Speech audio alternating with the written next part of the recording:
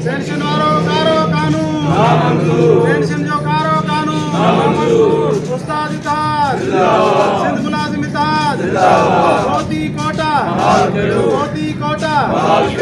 Sindh implies alliance की appeal पर नसीराबाद समेत सूबे भर में सरकारी स्कूल और दफातर आज 5वीं रोज भी बंद रहे।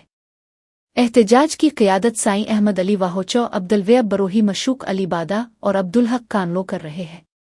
मुकर्रीन ने हुकूमत पर शदीद तनकीद करते हुए कहा कि मौजूदा हुकूमत अंधी, बहरी और गूंगी बन चुकी है और अवामी मसाइल पर कोई तवज्जो नहीं दे रही।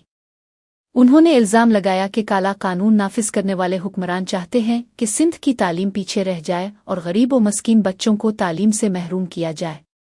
मुकर्रीन ने वाज़ेह किया कि जब तक असातिज़ा को खुशहाल और उनके मसाइल हल नहीं किए जाएंगे, कौम तरक्की नहीं कर सकेगी। एहतजाजी रहनुमाओं ने मुतालबा किया कि हुकूमत फौरी तौर पर असातिज़ा के जायज़ मुतालबात तस्लीम करे और तालीमी इदारे मामूल के मुताबिक बहाल करे।